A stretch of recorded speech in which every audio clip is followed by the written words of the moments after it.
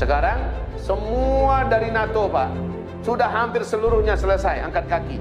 Yang agak sedikit bertahan militer dari Turki, itu pun untuk mengamankan bandara Hamid Karzai demi keamanan diplomatik katanya. Tapi Taliban berkata, wahai Turki, walaupun Anda Muslim, tapi Anda bergabung dengan NATO. Dan kami tidak rela ada pasukan asing di sini. Kami anggap bila Anda tidak keluar, Anda adalah agresor, Anda adalah penjajah, kami akan tempur Anda. Ya, Anda pulang atau kita perang. Itu kata Taliban kepada pasukan Turki.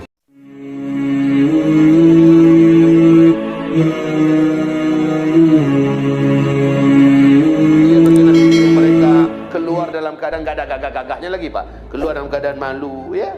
Tidak bisa bicara apa-apa dan tidak punya daya tawar apa-apa. Amerika terhadap Emirat Islamiyah Taliban. Mereka dipastikan harusnya 11 September 2021 ini sudah keluar semua, tapi sekarang mereka percepat. Apa kata Joe Biden? Kami tidak akan lagi mengambil risiko dengan mengirimkan tentara-tentara militer kami ke Afghanistan. Kami tidak akan lagi mengambil risiko. Ya. Jadi sudah mereka akhiri. Dari Donald Trump yang begitu garang dan ganas, ciut nyalinya di depan Taliban. Sekarang Joe Biden mengatakan dipercepat. Sekarang semua dari NATO, Pak, sudah hampir seluruhnya selesai angkat kaki. Yang agak sedikit bertahan militer dari Turki, itu pun untuk mengamankan bandara Hamid Karzai demi keamanan diplomatik katanya. Tapi Taliban berkata, wahai Turki, walaupun Anda Muslim, tapi Anda bergabung dengan NATO. Dan kami tidak rela ada pasukan asing di sini. Kami anggap bila Anda tidak keluar, Anda adalah agresor, Anda adalah penjajah, kami akan tempur Anda. Ya, Anda pulang atau kita perang. Itu kata Taliban kepada pasukan Turki. Dan sayang sekali dalam hal ini menurut saya, ya, ini bukan bicara politik yang kosong ya Pak ya. Ibu, dalam hal ini Erdogan masih mencoba mengingatkan Taliban, ya. Dan bahasa Erdogan ini masih bahasa orang umum, bukan bahasa orang yang mengerti seluk-beluk yang cerdas. Dalam hal ini Erdogan menurut saya dia sangat lemah, ya. Dalam hal ini sekali lagi Erdogan mencoba untuk membujuk Taliban. Lalu apa kata para pengamat dari Inggris, dari Jerman, dari Amerika? Apa kata mereka? Erdogan harus tahu yang dia hadapi ini siapa. Bukan kelompoknya Bashar Assad, bukan kelompoknya Khalifah Haftar yang di Libya, bukan ISIS yang dihadapi, tapi yang dihadapi adalah Taliban. Maksudnya apa mereka bicara? Yang dihadapi adalah jago perang tak terkalahkan. Siapapun Turki, ya, jangankan Turki, Uni Soviet saja hancur. Jadi dalam hal ini semoga Turki saat pertemuan nanti dengan Taliban mendapatkan jalan yang baik buat mereka. Jangan mereka mau diadu sesama Muslim. Dan Taliban sudah final. Kami akan mau menjalin diplomatik dengan negara manapun, tapi tidak militer mereka ada di negara kami. Itu prinsip Taliban. Sekarang Taliban resmi mengumumkan di televisi dan mengumumkan kepada dunia mereka telah menguasai 85% dengan sangat cepat. Bersamaan dengan pengumuman Joe Biden bahwa tentara mereka akan ditarik seluruhnya dari Afghanistan, Taliban langsung menyapu bersih semua distrik-distrik yang ada. Ratusan distrik berjatuhan ke pangkuan Taliban. Dan rakyat berseru dengan penuh takbir, dengan penuh gembira. Ya, bagaimana perbatasan-perbatasan juga dikuasai kembali oleh Taliban. Lalu larilah tunggang langgang, bahkan banyak pasukan demi pasukan, batalion demi batalion pemerintahan boneka ini yang sudah tidak didukung lagi oleh Amerika, sudah tidak didukung lagi oleh NATO dan sebagainya, menyerah. Mereka serahkan senjata, mereka serahkan seluruh amunisi, alutsista yang ada, mereka serahkan semua, mereka menyerah. Yang menyerah dibiarkan oleh pasukan Mujahidin Afghanistan, Emirat Islamiyah Taliban. Dibiarkan, pakaian Anda dilucut, Anda jadi rakyat. Yang mau bergabung menjadi tentara, kami akan sortir, dididik dulu agamanya, baru dijadikan sebagai Mujahidin. Kalau mau jadi rakyat biasa silakan, tapi kalau masih perang, kami akan berikan kepada Anda. Lu jual, gua beli, gua borong. Itu bahasanya Pak. Nah sekarang wahai hamba-hamba Allah yang kami muliakan, Cina mau mengadu untungnya di Afghanistan. Kalau memang itu terjadi, insya Allah mereka akan habis tandih di sini. Sebagaimana habis tandasnya Uni Soviet dan Amerika, NATO dan sebagainya. Hamba-hamba Allah yang kami muliakan, jadi kita kembali kepada hadis Nabi, "Tsumma takunu imaratin wa rahmah." Sekarang Emirat Islamiyah Taliban mengumumkan kepada pemerintah boneka, yuk kita berunding, nggak usah perang, baiknya kalian nyerah saja. Pemerintahan Afghanistan ini kita kelola dengan pemerintahan asli Islam total secara kafah.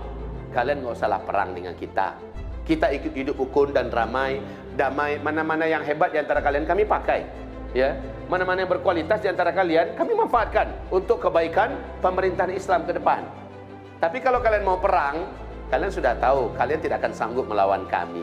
Berkali-kali dibujuk, kita nggak usah perang di kota ya. Kalau memang kalian mau perang, yuk keluar. Banyak akhirnya kota-kota yang jatuh dengan diserah gubernur menyerah, ya, menyerahkan semua militernya menyerah. Itu sudah banyak di Afghanistan pada hari ini. Sehingga seluruh pengamat dan ahli militer dunia berkata, dalam waktu dekat seluruh Afghanistan akan jatuh ke tangan Emirat Islamiyah Taliban. Allahu Akbar. Nah, apa yang akan berdampak ini, Pak? Sekarang kalau Taliban menjadi pemenang, dia menjadi pemenang yang mutlak dan absolut. Pemenang yang total dan tidak akan ada lagi negara yang berani menyerangnya, memeranginya. Bagaimana bentuknya? Sebab yang dihadapinya, Pak, bukan negara kacang-kacang. Yang dihadapinya adalah dua negara superpower dan dua-duanya kalah memalukan. Siapa yang berani melawan lagi? Siapa yang berani menentang lagi Emirat Islamiyah Taliban? Tidak ada. Kemenangan besok ini adalah awal kemenangan Islam. Demi Allah, itu awal kemenangan Islam. Cita-cita pertama daripada Emirat Islamiyah Taliban setelah merapikan negara, setelah menenteramkan dan mensejahterakan rakyatnya, pendidikan kembali berjalan, semua kehidupan kembali tenang, ya. Mereka mempersiapkan pasukan 20.000 pasukan elit untuk memerdekakan Masjidil Aqsa. Itu cita-cita mereka setelah mereka menyelesaikan mengamankan seluruh Afghanistan. Allahu Akbar. Wahai kaum muslimin yang kami muliakan, maka teringatlah oleh saya, pasukan yang akan memimpin, pasukan yang akan menjadi bala tentaranya Al-Mahdi di akhir zaman adalah dari Khurasan, kata Rasulullah. Pasukan yang selalu berperang dan selalu menang dan tidak pernah dikalahkan. Maka siapa itu, Pak? Bendera mereka adalah bendera La ilaha illallah.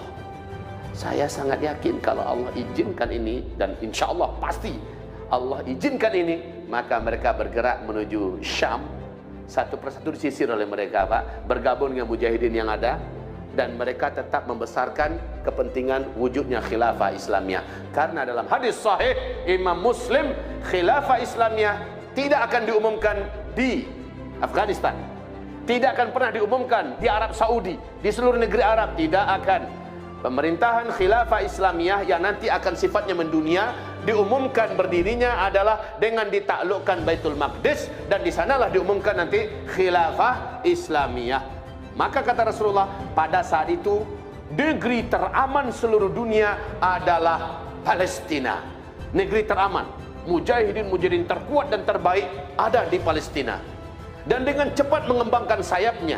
Dan lalu setelah itu mereka sangat yakin, karena hadisnya melanjutkan, saat khilafah Islamiyah diumumkan di Palestina, setelah dibebaskan Baitul Maqdis, seluruh dunia mengalami gempa bumi yang sangat besar, banjir yang sangat mematikan, perang di seluruh kota dan negara, ya, mengalami hal-hal yang terburuk. Yang aman cuma Palestina, kata Rasulullah.